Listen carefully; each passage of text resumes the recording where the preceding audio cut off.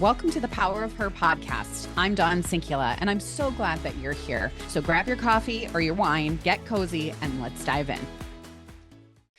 Okay, welcome everybody to the Power of Her podcast. Today, I have Lindsay Scherr Burgess with us, who is the CEO and founder of MossBoss Green Wallscapes, which is a really, really cool, interesting business that I am excited to talk about.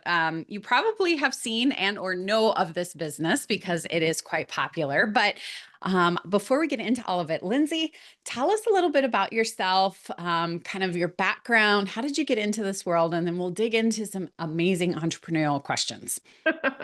So I started this business, I think the way that most people start a business, which is they go on Pinterest, they see something they like, it's too expensive to buy, so they think, well, I can make that. Right. So my husband and I, we make things. We a lot of times not that well, honestly, but and so I literally one night went to a craft store, bought some moss, glued it on a board.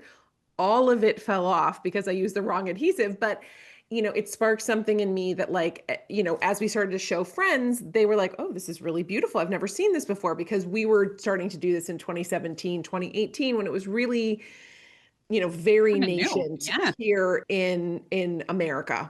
It was being done in Europe, it was being done in Asia, but it was not being done here yet.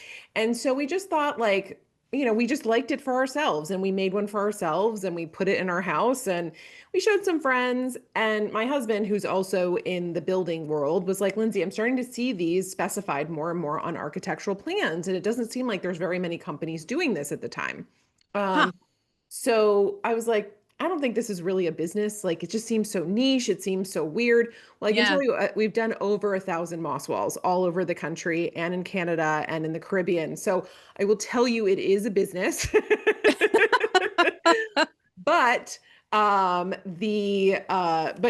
I'm finding is that there are you just can't predict it. And every time I'm like, oh my gosh, this is it. Like, we did it. We've ended the moss walls. Nobody's calling us. Nothing's happening. Then we get like 5 more projects. And so we just keep going like that. Right. And I know that's not how you run a business, but that's how I run my business, which is like, well, and I think a lot of entrepreneurs do, right? Yeah, We start like that. So just for people who don't know what a moss wall actually is, kind of tell us what you're talking about specifically. So it's the backdrop behind you. Yes. Yeah, go ahead.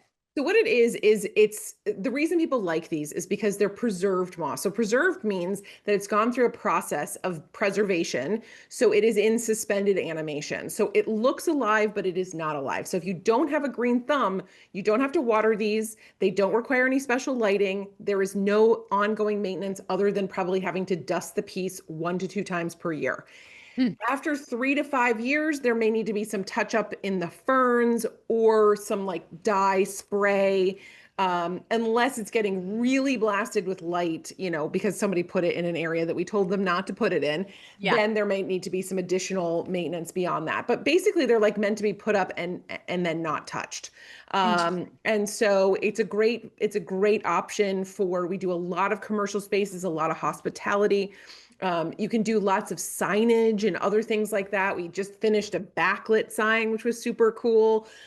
So there's lots of different applications for this. And because it's not living plants, you can manipulate it and almost make it into art, plant art. And so it's been an amazing journey. I have a team right now of 9 that work with me, and we just keep going. And it's been a wild journey. I've had as many as, I think I had 14 people at one point, and that was just total insanity. I know. And no systems on top of it. So it was like, that was a really not a great combination. I don't know how we made it through there, but anyway. Right. So it's been great.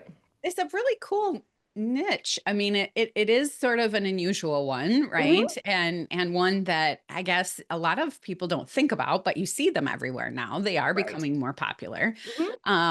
And so let's kind of get into the entrepreneurial journey part, because you've talked a little bit and described this sort of entrepreneurship as, kind of this wild ride full of twists, turns, kind of craziness, a whole lot of learning, all that kind of stuff. What do you think surprised you the most about your personal growth through building this business? I mean, like what about your personal style and growth and learning was really sort of that aha for you? So I think that entrepreneurship is the biggest thing you can do for your self-growth, Yeah. more than meditating, more than like running off to an ashram in India and, Yeah, right? praying yourself away. Um, it is the bringing something from idea into concept and then having other people like it enough to buy it and to become, the go-to person for X, Y, or Z thing is a monster growth opportunity. On Yeah. top of that, you have to learn how to mentor and grow people, and you have to be mentoring and growing yourself. And you have to work Right. through so many challenges, some that you have internally, as well as all the exterior challenges of what's going on politically, what's going on economically, what's going on, and all of these different things. And Yeah. I started in 2018 and I really didn't start really get going till 2019. And by early 2020, I had 5 people working with me. And then the pandemic hit and I was like, I can't Oh lose no. these people. What am I Right. going to do? Right. And then the other thing too is that you really have to like work on what got you here isn't going to get you there. Mm, And finding coaches and mentors and having conversations with um, different people who have already been in your shoes is yeah. really, really helpful. Yeah. Right before the pandemic hit, I signed up for like what would consider a very expensive coaching program. It's not that expensive, but for me, it was like very expensive Yeah. at the time. Yeah. Yeah. And it was the only way that we were able to survive once the pandemic was over. And then everybody had money and we were doing 40 projects at a time. I mean, it was total insanity. Right. Everyone woke up and needed a moss wall. And so, um, Funny. The and a lot of them pandemic. had Let's get a moss moss emergencies. wall. Yes, exactly. All sorts of stuff. So, we really were challenged by people's, by all sorts of different things. I've learned how to do systems. I've learned how to do systems thinking, which has been probably the most beneficial thing that I've learned. Some people go and they spend $100,000 getting an MBA. I've probably Yeah. spent $500,000 on mistakes to Yeah. get the same thing that the people who do an MBA are. Yeah. And Yeah. so, it is a special experience. And it's almost like, I like to joke that it's like a sickness because like when it's over, you're like, oh no, like I Right. really miss it, and you think about it all the time and you're like obsessed with it. And it's really, really wild. And it's almost addicting to, especially when it works. And then there's Right. going to be periods where it's not working that well. And then Yeah. adjusting yourself and adjusting your brain to, deal with your own internal experience of this. Like, well, I've been doing all the things correctly. Why Yeah. isn't X, Y, or Z thing working? And Right. so it's just been a lot of journey of growth and understanding. And then in the middle of it, I think we had this conversation. I had a baby at 41. So Right. not only Right.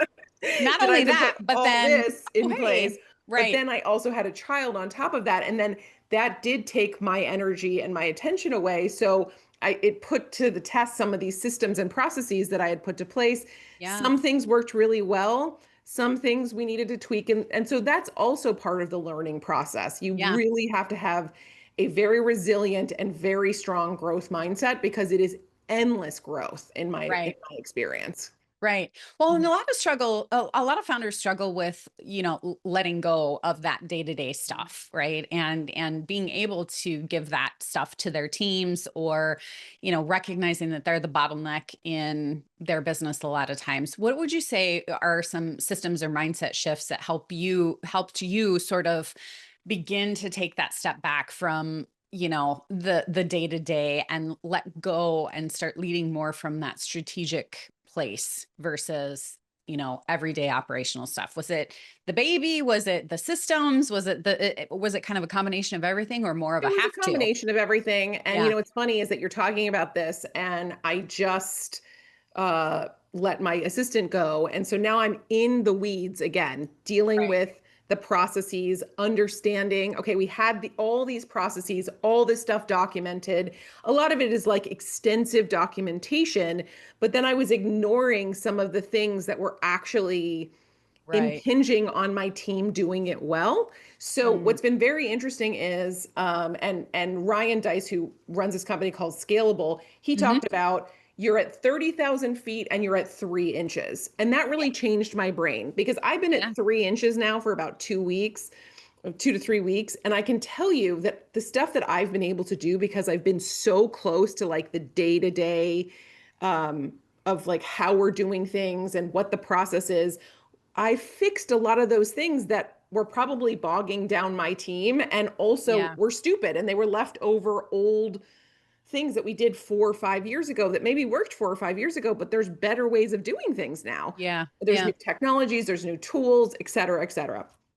Um, and so it's been a really interesting opportunity to get into my business and really fall in love with, like, first of all, what we've created, because it's amazing what we did in terms of the Yeah. back end of this, Yeah. but then also, for the next person to set them up for better success.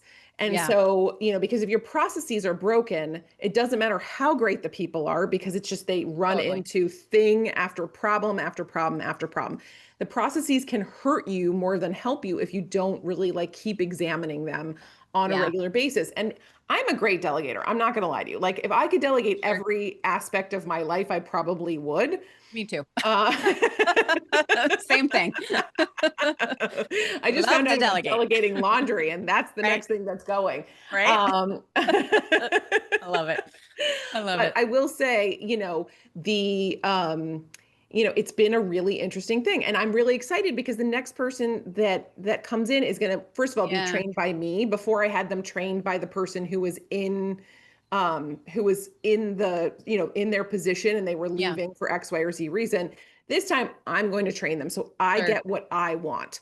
Because Sure. the other thing that I've said is that sometimes you can over delegate in certain ways and you Agree. have to Yeah. kind of sometimes take some stuff back, fix it, and then so that it can work properly. And that just Right. requires your attention and your love. So, Yeah. it's that 30,000 feet and it's the 3 inches. So I've been at Yeah. 3 inches. I'm over the 3 inches now. I've done Yeah. it. Yeah. Been there, done that. Right. Right. But Yep. it was really important for me to do this because this way the next person that comes in can be much more efficient at the job. So it's Sure. awesome. I'm super happy about that. And I think that all businesses, whether they're huge or they're small, they need people who can really dive into, and it may not be the CEO, but again, our company is not big enough. But if you have a COO or you Yeah. have, like, they can't only be at 30,000 feet, they also have to be in those weeds with the people who are doing those manual processing things because there could be Yeah. stuff that you take off their plate and saving 15 hours a week if you just set up a Yeah. Zap or set up some other technology that's going to help them do things and process things more quickly. So that's been a really awesome learning experience. And you have to be humble enough to go down to the bottom and also try and stay more high level. Sure. And it's really hard. It's really hard to do both because it's either people are typically more visual, like vision oriented, or they're more Yeah. tactical oriented. Yep. You have to train your brain to think both ways. It's really, Yep. it's really challenging, but it's also really fun. Keeps it Yeah. interesting. For sure. We found in my business that, having those processes, like you said, totally helps. It makes onboarding a lot easier. It makes, doing the thing that much easier, but you've got to keep up with it. Right. And Mhm. we set ourselves up on a quarterly basis to review all of our SOPs and documentations and things like that. And what I found is that sometimes the people who are doing it are just kind of rinse and repeat, to your point. Right. And so much technology and so much new sort of AI tools and other things are coming into the play that I think now you've really got to have somebody in your business that, whether it's you, like you said, the CEO, Mhm. myself, or somebody on your team who is really into the understanding of those day-to-day operations to keep the pulse of what's going on with the technology pieces, even so that those SOPs can stay up to date. Because, like you said, if it's 3, 4, 5 years before you do that, your business could, be spending a ton of money and not even recognizing that you're inefficient to a certain degree. So I love that point of it, and being humble enough to recognize that as the CEO, it's okay to get in there and get your hands dirty and do the things that you need to do when you need to do them. So You that's know, when you awesome. start your own company, I think that like, Yeah, and you also can't, but you have to be careful of like just staying in that because then you become the totally. bottleneck and then you become the problem. Yeah. And so, uh, it's a process of finding that right person who can like really help you Yeah. and who's on the team, who's really into it, Yep. who has integrity and who wants this business to succeed with you. Yeah. That role Exactly. is really, really important. So it's an interesting thing. Like I would say that my company is very much in that messy middle where it's like you don't Hmm. have quite enough money to attract the people that like, make the $100,000+ a year, but that's really what you need Yeah. Right. Right. to You're right get on the that. cusp of Right, it. Yeah. exactly. Yeah. And so that becomes the challenge of like, then you find younger people, but then there's more training that has to happen. And so, Totally. although I Yeah. will say, it's been very interesting to see how much the job market has shifted in the last year. I posted this job a year ago. I got maybe 40 or 50 applications. This year I got 150 applications in 3 days. Right. So, I It's mean, like, I don't know, right. Yeah. what's happening, but I can tell you on the ground that that is a very surprising number. Yep. And so that's kind of the where we are with everything. Uh-huh. Uh-huh. And so, and I don't think that AI can completely replace people. I just don't think that that's true. It's No. probably 5 to 7 years away, even though they say, oh, it's 2 years away.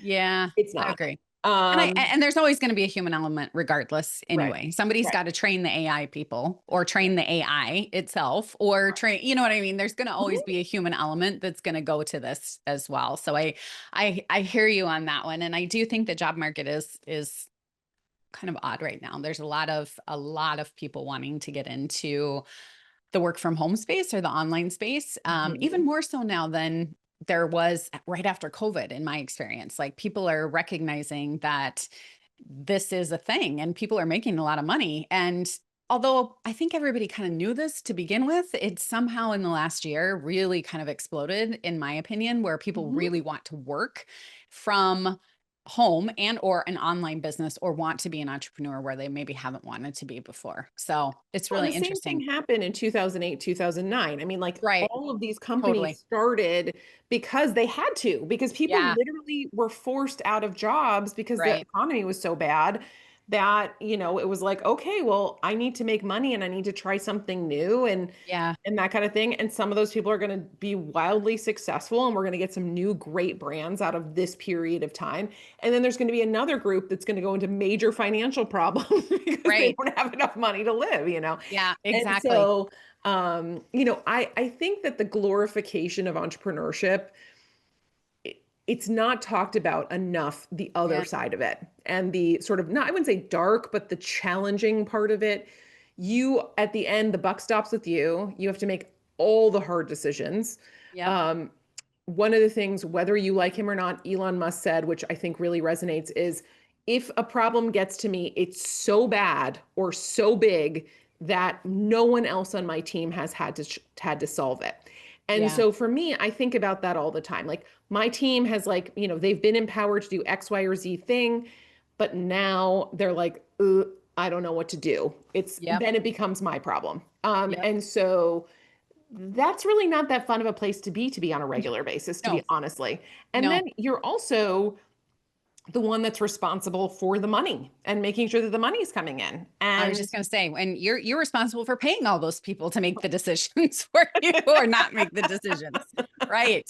I right. know, and that can be tough. And sometimes you're paying other people more than you're paying yourself at the beginning, just so you can get through to the other side. And it's hard. Yeah. Yeah, Yeah. I mean, it's last year tough. I paid my employees more than I made Oh yeah, because the business I was hear you. it was really rough last year.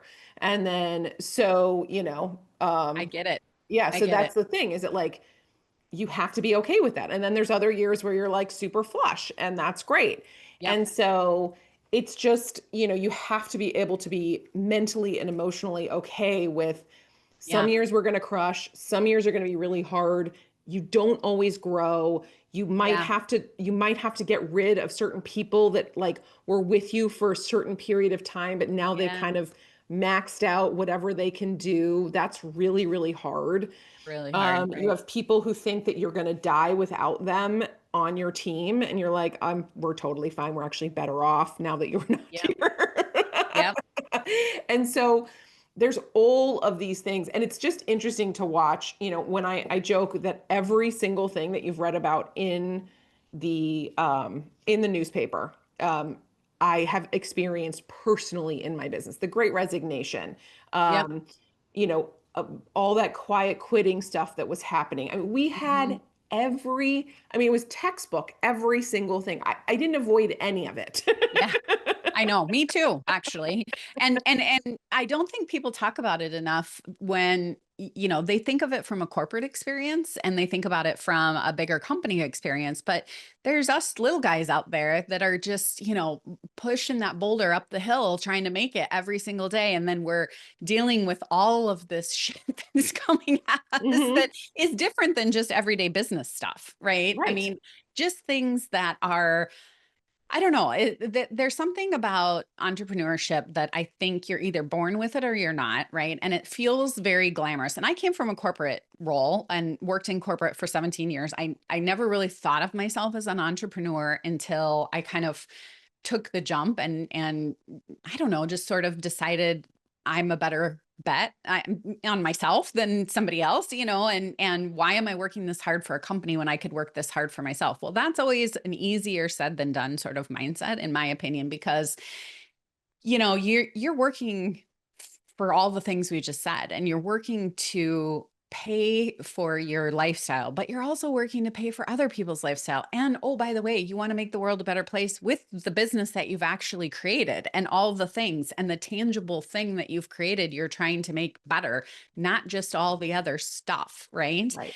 And Right. let me ask you, what experience do you think has taught you the most in your entrepreneurship about resilience and priorities and redefining what balance looks like? And this is maybe a little bit more on the personal side, Mhm. maybe more motherhood or family or balance or things like that, because I have found in my experience that there's some years that are fantastic and I'm living the dream. And there's other years where I'm like, why did I quit my corporate job? Like, I can't understand what in the world I was thinking this was going to be fun. What? Like, what was I thinking? So I'm just curious if you've had that experience as well. And Multiple times. How many problems do you want me to tell you about? yeah, right. I know. Yeah. I've been in business 11 years and I could probably go on for 2 hours about all the things and still not get through all of them. But is there one like experience or, one thing maybe that stuck out to you most and really kind of was a pivotal piece about resilience and priorities and kind of redefining? Was it having a baby at 41? Was it, something COVID? Was it something specific or a combination of everything? I think, uh, COVID was so weird for us because it was like Yeah. 6 to 8 weeks. And the crazy thing is with the tariffs that just got, put on and then taken Yeah. off, we had the same exact experience in COVID that we had just now, where Yeah. literally like the phone stopped ringing. Right. And then as soon as people got like some clarity on what was going on, it's been like gangbusters. But we lost 2 months of opportunities because people were like, well, we can't make a decision right now. We don't know what's going to happen. Da, da, da, da, da. Right. And Exactly. Yeah. so, and then it's like, so then you create this pent up demand. It messes up like, how you're supposed to get materials when you're getting that in, all those kinds of things. And it makes it very difficult to plan. And that was the same exact experience. And so I think for me, what was very interesting is my own mindset during like COVID, during COVID, I was terrified. I mean, I Yeah. was literally like, how are we going to do this? How Yeah. are we going to get through this? What is this? Every week there was like a new thing and da, da, da. And Totally. it is, it does really feel like every week right now there is a new thing. Right. And then on the flip side, it was like we but my experience this round was okay, I've been through this before. I Hmm. know that it's probably 4 to 6 weeks before we get clarity. I am going to be mad about it, but I'm also going to be like, okay, what can I do? What things do I need to put in place? How do I need to take care of my business and my people so that, when we come out the other side of this, and I know that the other side of it has this pent up demand, what are Yeah. we going to do to make sure that everybody is okay and taken care of and all that kind of stuff. So I think that that was like a big growth thing because it literally went Yeah. from I white knuckled through COVID, freaking out. I think You a know, lot of us did, right? yeah, yeah, exactly. It was terrifying, right? Right. Yeah, Um, for sure. and obviously, no one's, it's not the same. Like, oh my God, am I going to get COVID and am I going to die? But it's, Right. Right. but there was also um, but it had the same exact kind of eerie, almost pull back energy that Yep. I saw, because people were so uncertain. And it's the same kind of gung ho person thing, Yeah. that's happening now. So we're going to see like what happens with all of this. What I have figured is that, the headlines, they do give you, an idea of what's going on, but you just have to sort of like be like, okay, well, that's what's going on. And I'm also going to sort of deal with it myself personally. Yep. And just try and be a strong person for my team and all that kind of stuff. Yeah. Yeah. And that's how you have to get through these things. But it was really interesting for me to see my evolution from 2020 to now. And Sure. I think it's because I've been through having a baby. I've been through supply chain problems. I've been through the Great Resignation. I've been through so many things that I don't get riled up in the same way because I know that typically those things open different doors. They Yeah. open Right. different opportunities. Sure. Um, and sometimes it's painful. Sometimes you have to wait a Yeah. long time. Yeah. Uh, so Absolutely. yeah, Absolutely. And I think some of those things from COVID are life lessons that we would never have learned had it not been for that situation, right? right.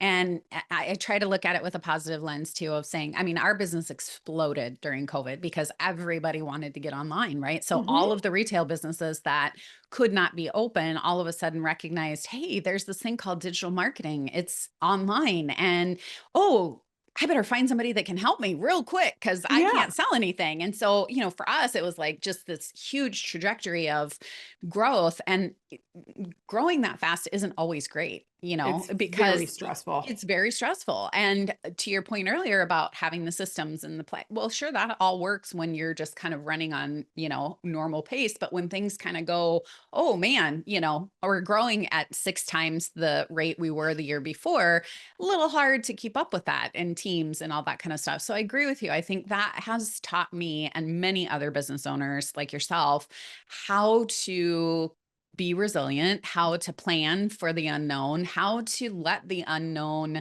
not completely stop us from being able to push forward, and recognizing and understanding that like this is just a point in time. Things will be okay.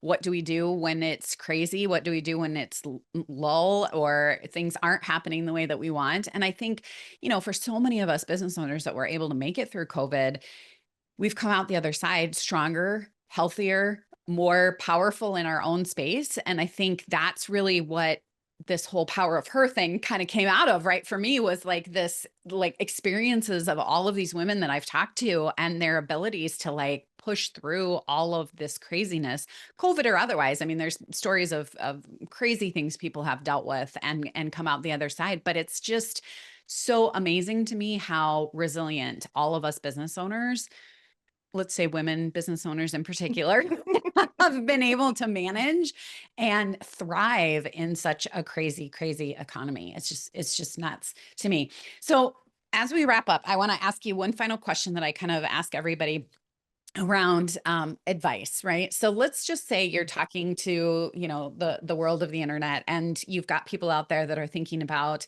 either starting their own business or kind of getting to the other side of things. What piece of advice would you give to someone, female business owner or otherwise, that's something that you learned yourself, or what piece of advice would you recommend or give to people if they're thinking about starting on this journey?